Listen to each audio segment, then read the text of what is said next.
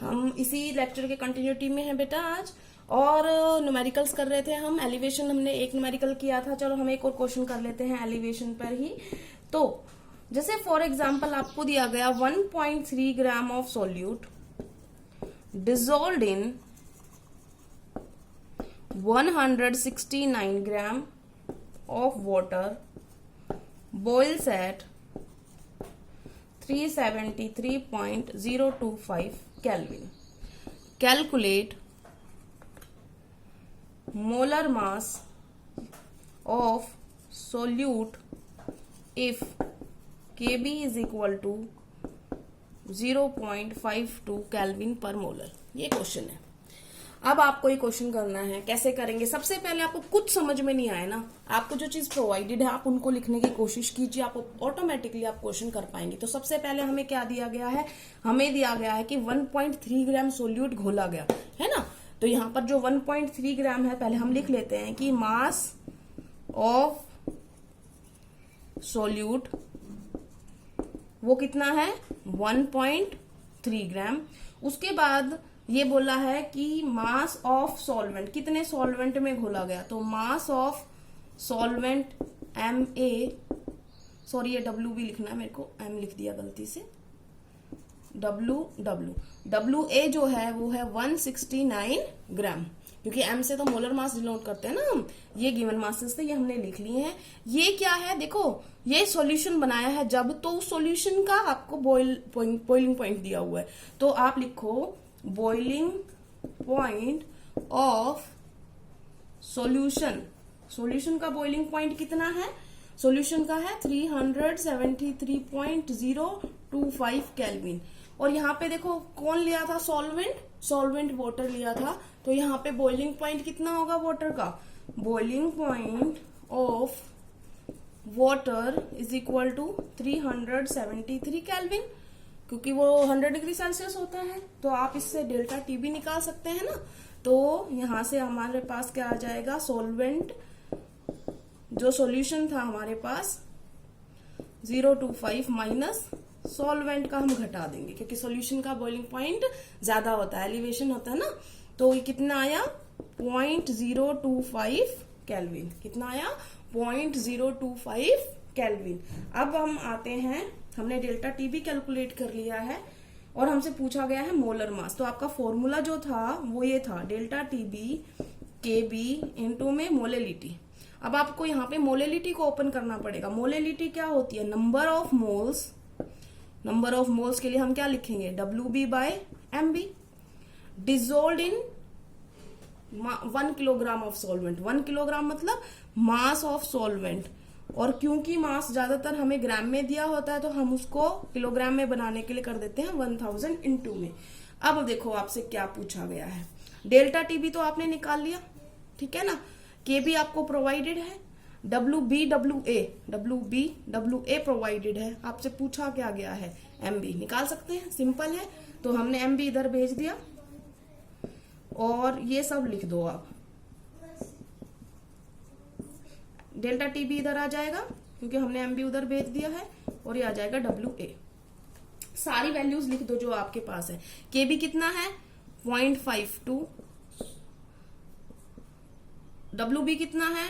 1.3 into में 1000 बटे में 0.025, ये हमने अभी निकाला था डेल्टा टीबी। और WA आपको पता है कितना है? 169। तो हमारा जो मोलर मास कैलकुलेट करेंगे वो आ गया अप्रोक्सीमेट 160, पीछे लिख देंगे हम U, ठीक है ना। तो ये हमारा आंसर आ गया है।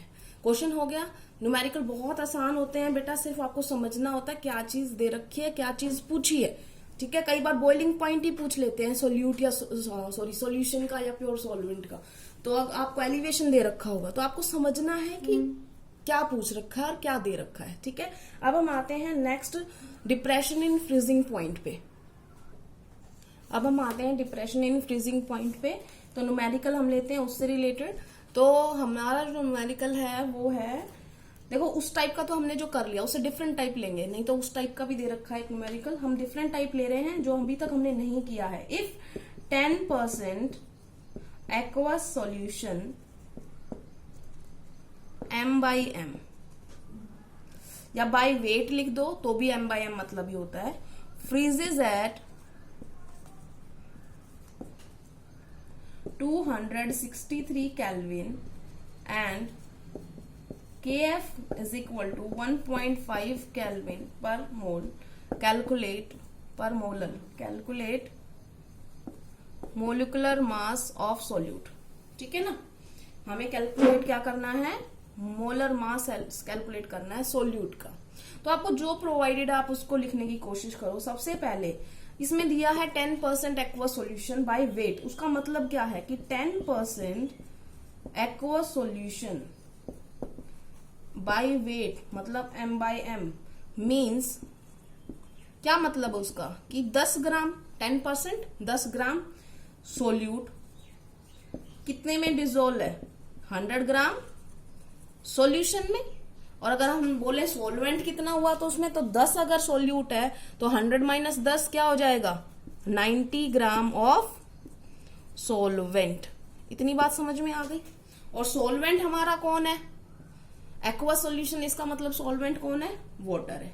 ठीक है ना, ध्यान रखना इस बात का, क्योंकि नेक्स्ट जो बॉइलिंग फ्रीजिंग पॉइंट आएगा उस पे ये चीज यूज हो जाएगी। उसके बाद हम आते हैं, हमें जो चीज दे रखी है, हमें जो पता चल गया है, देखो 10 ग्राम 10 ग्राम का मतलब WB कितना है, 10 gram mass of solute. WA mass of solvent, आप प्रॉपर लिखेंगे अपनी नोटबुक में, mass of solute is equal to 10 gram, mass of solvent is equal to 90 gram. ये इतना हो गया, ठीक है ना। उसके बाद हम ये निकाल रहे हैं जो दे रखा है आपको। देखो इससे तो ये पता चला, अभी 263 केल्विन दिया था आपको, वो क्या था, freezing point of solution. Solution का कितना है 263 केल्विन, और freezing point of solvent, solvent कौन है आपके पास, वाटर, और वाटर का कितना होता है 0 डिग्री सेल्सियस। 0 में 273 जोड़ोगे तो कितना आ जाएगा, सेम रहेगा 273 केल्विन। तो आपके पास डेल्टा TF की वैल्यू आ गई। डेल्टा TF की वैल्यू क्या आ गई, 273 minus 263 is equal to 10 kelvin. आपके पास डेल्टा TF आ चुका है, तो अब आप निकाल सकते हो।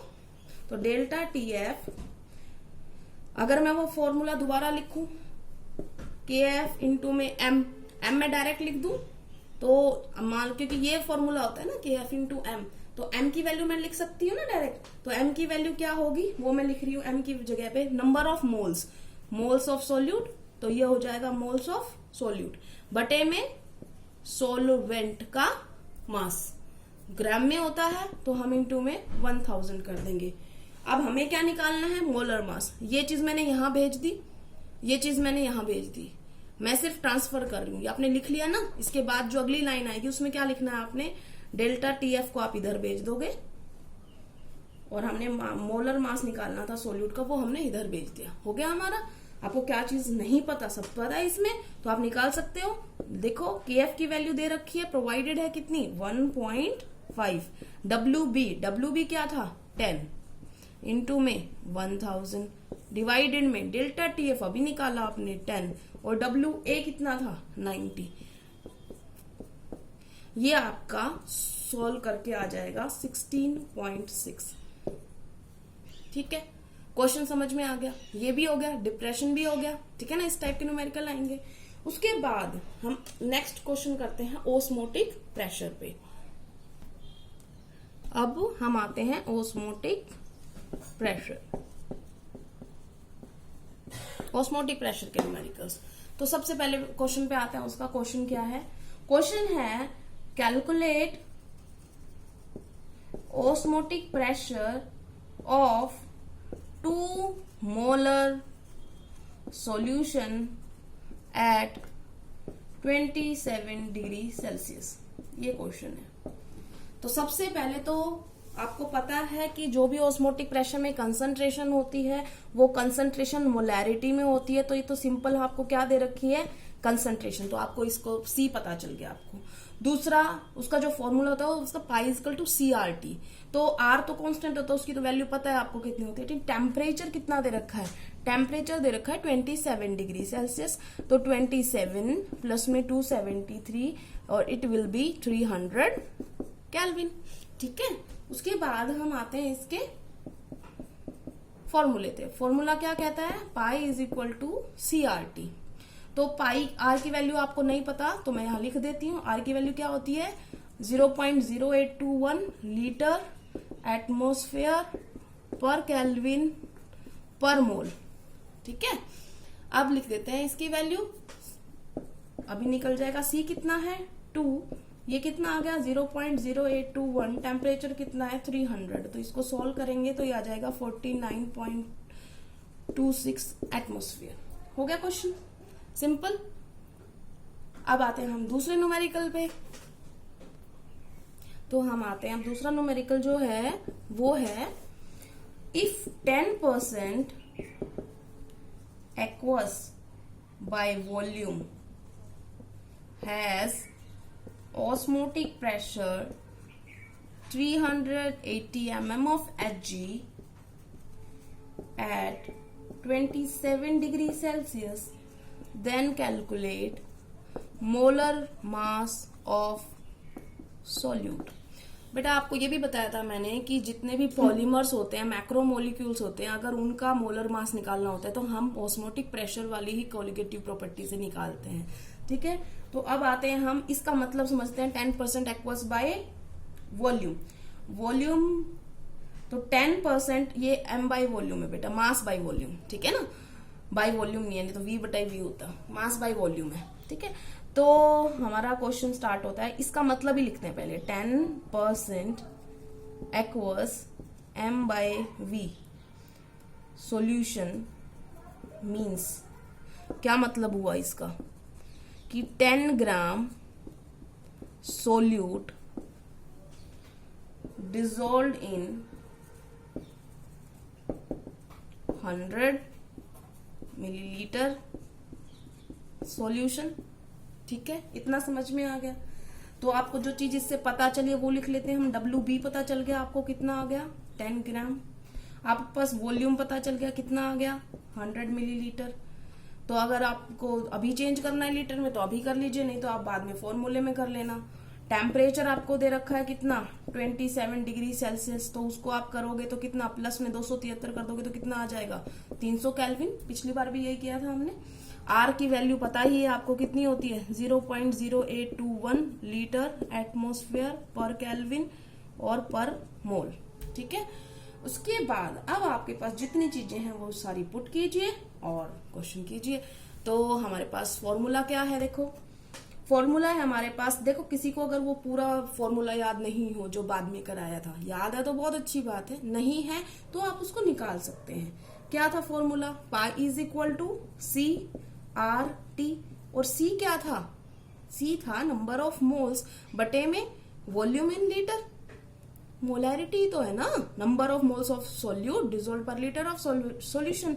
तो ये क्या आ जाएगा आपका, इसको अगर मैं लिख लूं तो number of moles of solute बटे में वॉल्यूम और RT। इसको भी ओपन कर लो क्योंकि आपके ये WB भी चाहिए, तो WB नीचे क्या चला जाएगा MB, और ये वॉल्यूम इन लीटर है बेटा। ठीक है ना, तो अगर लीटर है तो यहाँ पे हम चेंज कर लेते हैं, या यहाँ पे 1000 कर देंगे हम ग्राम, इसको मिलीलीटर में लिखा है तो हम यहाँ पे क्या कर देंगे 1000 इंटू कर देंगे। तो मोलैरिटी का फॉर्मूला हो गया नंबर ऑफ मोल्स बटे में वॉल्यूम इन लीटर, R और फिर टेम्परेचर। अब आपको क्या चीज चाहिए, आपको चाहिए मोलर मास, तो आप इसको इधर कर दें, पाई को इधर भेज दें, तो MB क्या हो जाएगा WB RT इंटू में 1000 बटे में पाई इंटू में वॉल्यूम इन मिलीलीटर। वैल्यू पुट कीजिए, वैल्यू पुट करेंगे तो WB क्या आ गया, WB क्या है हमारा 10 ग्राम, R कितना है 0.0821, टेम्परेचर कितना है 300 केल्विन इंटू में 1000 डिवाइडेड बाय पाई। पाई की वैल्यू कितनी दे रखी थी, लिखी नहीं हमने, पाई दे रखा है हमारा 380 mm ऑफ Hg। ठीक है, तो ये हमारा कितना हो जाएगा 380, और उसके बाद हमारा वॉल्यूम आपका 100 था ही। ठीक है, अब आप लिख सकते हैं सारा, तो ये आपका आ गया। एक मिनट बेटा, ये 3 है, एक बात ध्यान रखना हमेशा, ये देखो हमारी यूनिट R की क्या है एटमॉस्फेयर में है ना, ये देखो एटमॉस्फेयर में है ना, तो हमारा जो प्रेशर होता है वो भी हम एटमॉस्फेयर में करते हैं, तो हम इसको चेंज करेंगे। ये 380 mm है, तो mm में को एटमॉस्फेयर में चेंज करने के लिए 760 से हम डिवाइड कर देते हैं। तो जब आप डिवाइड करोगे तो ये आ जाएगा 1/2 1/2 मतलब 0.5 एटमॉस्फेयर। तो यहाँ पे जो हम रखेंगे ना, बस वो ध्यान रखना है आपने, हमेशा एटमॉस्फेयर लिखेंगे तो ये 0.5 हो जाएगी। ठीक है, बाकी आप काट दो जो हो रहा है वो, और ये आपका मोलर मास आ जाएगा अप्रोक्सीमेट 4926। पीछे लिख देंगे हम यूनिट यू। ठीक है, चारों कॉलिगेटिव प्रॉपर्टी के न्यूमेरिकल हो गए हैं, ये आपने नोटबुक में भी करने हैं। अगर कोई और न्यूमेरिकल आपको मिल जाते हैं तो आप उनको भी कर सकते हैं। ठीक है, थैंक यू क्लास।